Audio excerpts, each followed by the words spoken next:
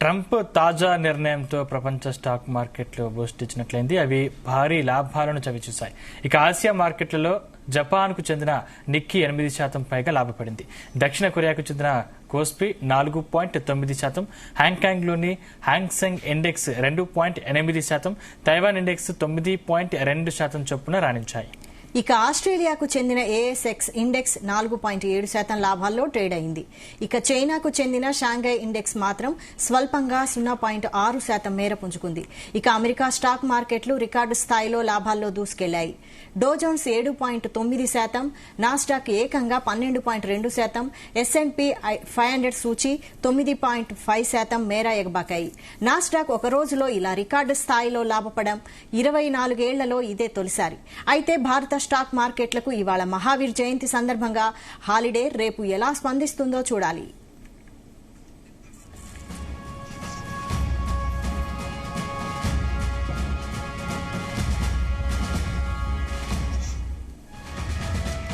ఇదే అంశానికి సంబంధించి మనకు స్టాక్ మార్కెట్ ఎక్స్పర్ట్ జీవి సత్యనారాయణ గారు ఫోన్ లైన్ లో ఉన్నారు. నమస్తే అండి సత్యనారాయణ గారు.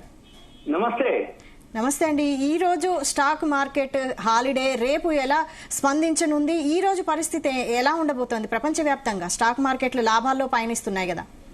ఓకే, ఈ రోజు ఎన్ఎస్సి బిఎస్సి మన ఇండియన్ మార్కెట్స్ హాలిడే ఉంది. Evening 5 o'clock commodities market working day. అంటే జనరల్ గా ఇప్పుడు ఏంటంటే మహావీర్ జయంతి మన వరకే పరిమితం. వరల్డ్ మార్కెట్లు యుఎస్, యూరోప్, ఏషియన్ మార్కెట్లు అవన్నీ వర్కింగ్ లో ఉన్నాయి కాబట్టి సాయంత్రం 5 గంటలకి కమోడిటీస్ మార్కెట్ మళ్ళీ పనిచేస్తూ ఉంటుంది. అయితే రాత్రి 11:30కి ఏదైతే ట్రంప్ నిర్ణయం తీసుకోవడం తోటి మార్కెట్లన్నీ డౌ జోన్స్ అనుకోండి, నాస్డాక్ అవన్నీ పెరగడం జరిగింది. ఏషియా మార్కెట్లు పెరగడం జరిగింది. ఇప్పుడు 12:30కి యూరోప్ మార్కెట్లు స్టార్ట్ అయినాయి. అవి కూడా పాజిటివ్ లోనే బాగా ట్రేడ్ అవటం జరుగుతుంది. అయితే అవి యూరోప్ మార్కెట్ కూడా ఒక్కొక్కటి 4%, 6%, 6.5%. మనది వచ్చేటప్పటికి రేపు ఉదయం గ్యాప్ అప్ తోటే భారీగా ఓపెన్ అయ్యే అవకాశాలే కనపడుతున్నాయి. ఇప్పుడు సుమారుగా 749.5 అంటే 750 పాయింట్లు గిఫ్ట్ నిఫ్టీ ప్లస్ లో చూపిస్తుంది. అంటే 3.3 times ఉంటుంది బిఎస్సి సెన్సెక్స్ కు నిఫ్టీకి. అంటే బిఎస్సి సెన్సెక్స్ ని నిఫ్టీ పెట్టి బాగారిస్తే మనకి 3.3 times అంటే 750 పాయింట్లు సుమారు గిఫ్ట్ నిఫ్టీ ప్లస్ లో చూపిస్తుంది. ఇప్పుడు రేపు ఉదయానికి మళ్ళీ చూడాలి, ఎందుకంటే వాళ్ళు సెలవు కాబట్టి ఓవరాల్ గా అంతే ఉండొచ్చు, ఒక 10-20 పాయింట్లు అటు ఇటుగా. అంటే సుమారుగా 24,000-2,500 పాయింట్లు బిఎస్సి సెన్సెక్స్ గ్యాప్ అప్ తోటే ఓపెన్ అయ్యే అవకాశాలు ఇప్పుడు కనపడుతున్నాయి. అయితే రాత్రి ట్రంప్ చెప్పడం ఏమిటి అంటే, ఈ నిన్న నుంచి అమల్లోకి రావాల్సిన ఏవైతే ఉన్నాయో 75 దేశాలు మాతోటి కాటబేరానికి వచ్చినాయి, మాతోటి చర్చలు జరిపారు, మీరు ఎలా అంటే మేము రెడీగా ఉన్నాము మేము అని అనడం తోటి అక్కడ వాళ్ళు డిసైడ్ చేశారు ఆ 11:30కి ఈ 75 దేశాల వరకు మాత్రమే ఈ సుంకాలు టారిఫ్లు 90 రోజులకి వాళ్ళకి పోస్ట్ పోన్ అనమాట. అంటే ఈ లోపల చర్చలు జరిపి ఎంత చేయాలి. కానీ చైనా మాత్రం లేదు, చైనాకి మాత్రం అలానే ఉంది అని చెప్పేసి అనడం జరిగింది. మళ్ళీ ఈ చైనాకి ఇంకా పెంచడం కూడా జరిగింది అనమాట. ఈ వీటితోటి చైనా కూడా మేమేమి తగ్గేదే లేదు అని చెప్పేసి అనడం జరిగింది. ఇప్పుడు 125% చేశారు అనమాట చైనా వరకు. చైనా కూడా ఓకే మంచిది, మేము కూడా రెడీగానే ఉన్నాం, అంటే మీరు ఎలా అంటే మేము కూడా అలానే ఉన్నామని. అయితే చైనా ఇప్పుడు ఇండియా తోటి మేము మీకు సపోర్ట్ చేస్తాం, మీకు అంతకుముందు ఏవైతే ఉన్నాయో అవన్నీ కూడా ఉన్నాయి. అంటే మన ఇండియాకి ఏ విధంగా చూసినా పాజిటివే. ఇప్పుడు ఈ మిత్ర దేశాలు ఏవైతే 75 దేశాలు చర్చల్లో సహృదయంగా మాతో అంటే వాళ్ళతోటి ప్రతీకార సుంకాలు లేకుండా చర్చలకి రావడానికి సిద్ధమవుతున్నామని ఎప్పుడైతే అన్నారో, ఈ ట్రంప్ వాళ్ళ మీద కొంచెం అంటే ఒక పదం కూడా వాడింది అనమాట. ఒక టైంలో వాళ్ళు మమ్మల్ని బాగా వేడుకుంటుర్రని ఏదో అభ్యంతరకర పదం వాడిందని ఇవ్వడం కూడా జరిగింది. సరే ఓకే, ఇవన్నీ కంటే కూడా 90 రోజులు పోస్ట్ పోన్ అయింది. 90 రోజుల వరకు ఈ మార్కెట్ మళ్ళీ మామూలుగా అయ్యే అవకాశాలే ఉన్నాయి. ఈ 90 రోజుల్లో ఏ దేశాలు ఏ చర్చలు జరుపుతాయి దాన్ని బట్టి మళ్ళీ వాటి మీద ఉంటుంది. అయితే ఇంకా మిగిలిన దేశాలు కూడా చర్చలకి వచ్చాయనుకోండి, ఈ 180 దేశాల్లో ఎన్ని దేశాలు ఏమైతుంది అవన్నీ కూడా మన ముందు ఉంటుంది. కాకపోతే మన మార్కెట్లకి పాజిటివే. ఇప్పుడు ఏషియన్ మార్కెట్లు అంటే ఈ న్యూస్ తోటి ఎప్పుడైనా కానీ జనరల్ గా ఏం జరుగుద్ది అంటే, మొన్న 2 days బ్యాక్ జపాన్ లో లోయర్ సర్క్యూట్ రావటం, ఎక్స్చేంజ్ నే ఆఫ్ చేయటం. అంటే ఒక్కొక్క కంట్రీకి 15 నిమిషాలు 45 నిమిషాలు అట్లా బంద్ ఉంటది. అట్లా బంద్ లోయర్ సర్క్యూట్ రావటం జరిగింది. అట్లా షేర్ మార్కెట్ స్టార్ట్ అయిన దగ్గర నుంచి 5 సార్లు జరిగింది. అంటే హర్షద్ మేహతా టైం అనుకోండి, కేతన్ పరీక్ స్కామ్ టైంలో అనుకోండి, లేమాన్ బ్రదర్స్ 2007 అనుకోండి, కరోనా టైం అనుకోండి, మొన్నటిది అనుకోండి. అంటే ప్రపంచంలో అంటే ఇప్పటి వరకు ఎప్పుడు కూడా జరగనటువంటివి ఈ మధ్య కాలంలో ఎలా అంటే ఏవైతే పాజిటివ్ రాని, నెగిటివ్ రాని, న్యూట్రల్ రాని అంటే న్యూస్ ని బట్టి మార్కెట్లు ఇమీడియట్ గా ఎఫెక్ట్ అన్నమాట. అంటే రాత్రి 11:30కి ఈ ట్రంప్ ఏదైతే అనౌన్స్మెంట్ చేసిండో పొద్దున్నే ఏషియన్ మార్కెట్లు, ఈ మన ఇప్పుడు యూరోప్ మార్కెట్లు, రాత్రి అమెరికా మార్కెట్లు, ఈ చరిత్ర అన్నమాట. ఏదైనా చరిత్రే, పడ్డా చరిత్రే, పెరిగిన చరిత్రే. ఇప్పుడు గోల్డ్ వచ్చింది, గోల్డ్ 2 రోజులు పడింది, నిన్న $120 పెరిగింది, మళ్ళీ రాత్రి మళ్ళీ $35-40 పెరిగింది, ఇప్పుడు మళ్ళీ కొంచెం కరెక్షన్ లో ఉంది, ఇప్పుడు కూడా $50 ప్లస్ లోనే ఉంది. అంటే $3201.60 ఏదైతే గోల్డ్ ఔన్స్ ఉందో ఈ మార్కెట్ పడ్డప్పుడు అది కూడా పడింది, మళ్ళీ నిన్న బౌన్స్ బ్యాక్ అయింది, ఇవాళ కూడా బౌన్స్ బ్యాక్ అయింది. మళ్ళీ ఇది ఆల్ టైమ్ హైక్ ఎప్పుడు చేరే అవకాశాలే కనబడుతున్నాయి. మళ్ళీ గోల్డ్ అంతకు ముందు ఉన్న ఆల్ టైమ్ హైక్ అంటే ఇవి దాటిపోతాయి. ఇప్పుడు మన మార్కెట్ లో వచ్చేటప్పటికి ఇప్పుడు అంతా ఆర్టిఫిషియల్ ఇంటెలిజెన్స్ ఆల్గో సిస్టమ్ మీద నడుస్తున్నాయి. అంటే ఏదైతే బ్యాడ్ న్యూస్ వచ్చిందో ఇమీడియట్ గా సెల్ చేస్తూ ఉంటారు, ఏదైతే గుడ్ న్యూస్ వచ్చిందో ఇమీడియట్ గానే బయింగ్ లోకి వెళ్ళిపోతారు అనమాట. ఇప్పుడు వరల్డ్ మార్కెట్లు అన్ని కూడా పాజిటివ్ లోనే ఉన్నాయి, పాజిటివ్ లోనే ట్రేడ్ అయితే. కాకపోతే మన మార్కెట్ ఈ రోజు సెలవు కాబట్టి మనకి రేపొద్దున దీని ఎఫెక్ట్ ఉంటుంది. అయితే ఈ రోజు రాత్రికి మళ్ళీ క్లోజ్ అయ్యే అమెరికా మార్కెట్లను బట్టి ఈ రోజు రాత్రికి అంటే యూరోప్ మార్కెట్లు, అమెరికా మార్కెట్లు, ఏషియన్ మార్కెట్లు ఆ అడ్జస్ట్మెంట్ రేపు ఉదయం మంది ఎన్ని పాయింట్లతోటి ఇప్పుడు 750 పాయింట్లు గిఫ్ట్ నిఫ్టీ చూపిస్తుంది. అది ఇంకా అంతే ఉంటుందా, ఇంకా ఎక్కువ ఉంటుందా అనేది మనం రేపొద్దున మళ్ళీ చూడొచ్చు అనమాట. అంటే గిఫ్ట్ నిఫ్టీ 7 o'clock స్టార్ట్ అవుతుంది.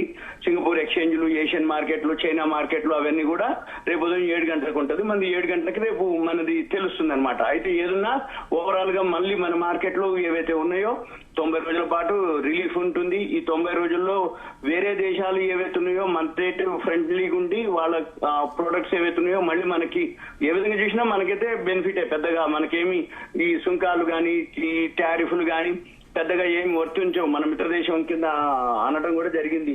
మిత్రదేశం కింద మీకు కూడా ఇండియా కూడా ఏవైతే ఉన్నాయో అందరితో పాటు 75 దేశాల్లో మనం కూడా ఒక దేశంగా ఉన్నాం అనమాట. అది రాత్రి 11:30కి చేయటం వలన రాత్రి అమెరికా మార్కెట్లు బాగా హైలో క్లోజ్ అవడం జరిగింది.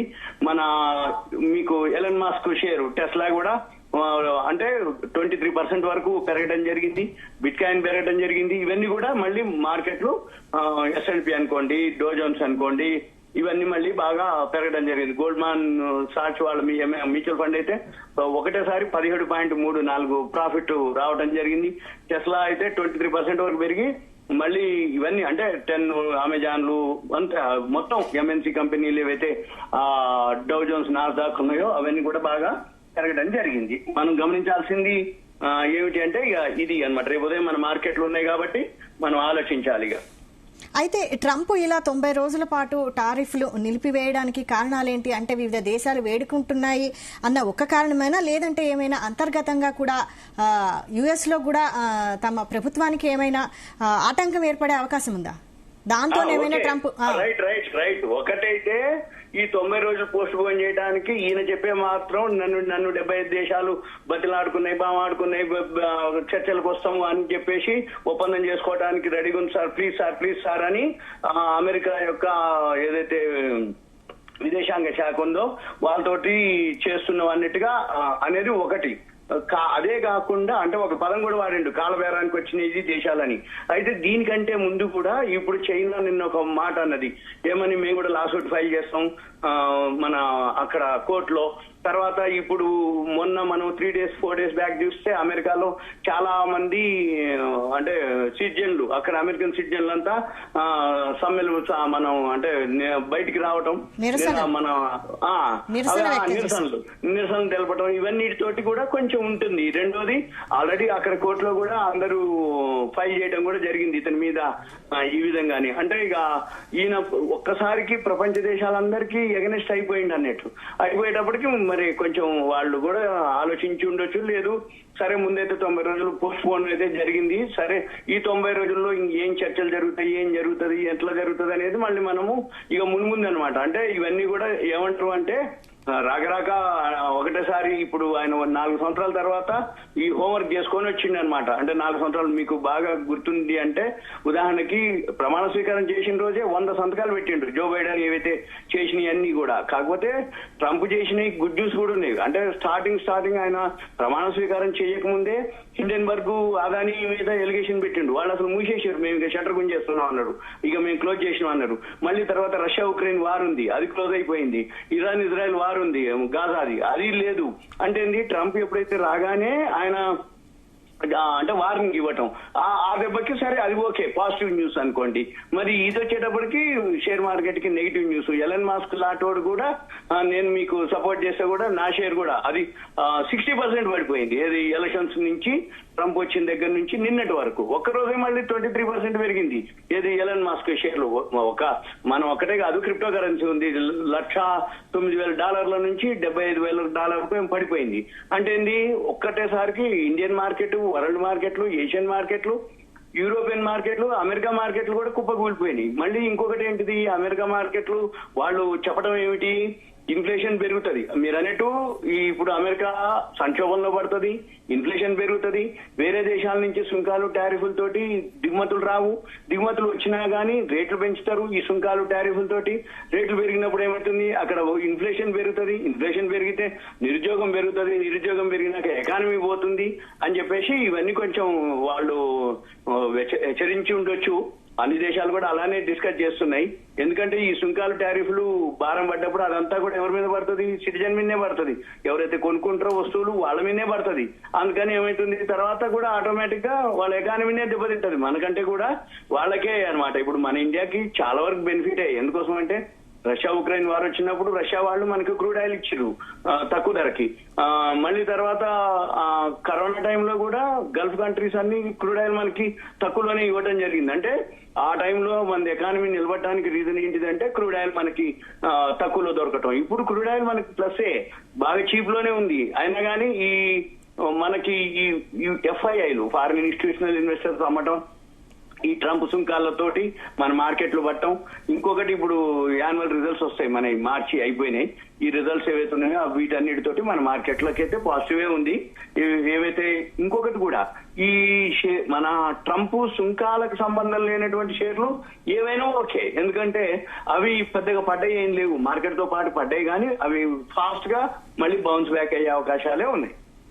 రైట్. అయితే ఇంకా గోల్డ్ విషయానికి వస్తే నిన్న మొన్నటి వరకు గోల్డ్ రేట్ తగ్గుతూ వచ్చింది. ఒక దశలో 50-60 వేలకు కూడా పడిపోతుందేమో అని అమెరికాలో కూడా అంచనాలు వేశారు. కానీ ఇప్పుడు మళ్ళీ ట్రంప్ నిర్ణయంతో గోల్డ్ రేట్ పెద్ద ఎత్తున పెరిగే అవకాశం ఉందా? మళ్ళీ పెరుగుద్ది. ఇప్పుడు అసలైతే గోల్డ్ మార్కెట్ లో అనిశ్చిత పరిస్థితి ఎప్పుడైతే ఏర్పడుతుందో గోల్డ్ పెరగడం జరుగుతుంది.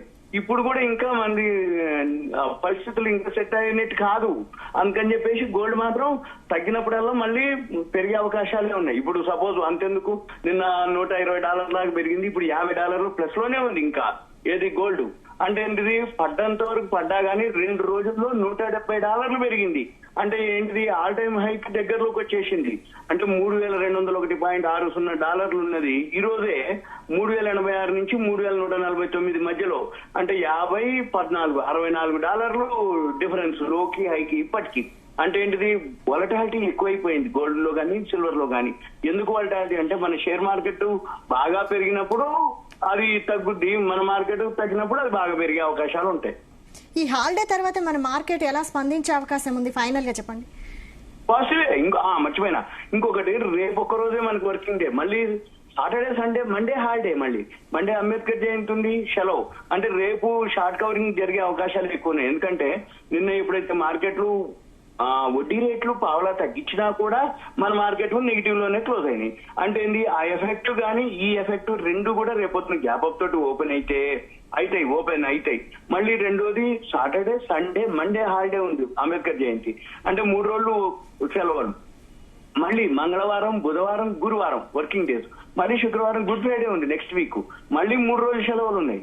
అంటే అప్పుడు ఏం జరుగుద్ది, ఇక్కడిక్కడే జరుగుద్ది. ఈ లోపల ఏం జరుగుద్ది అనేది ఇంట్రాడే చేసేవాళ్ళు, ఆప్షన్ చేసేవాళ్ళు అలర్ట్ గా ఉంటారు.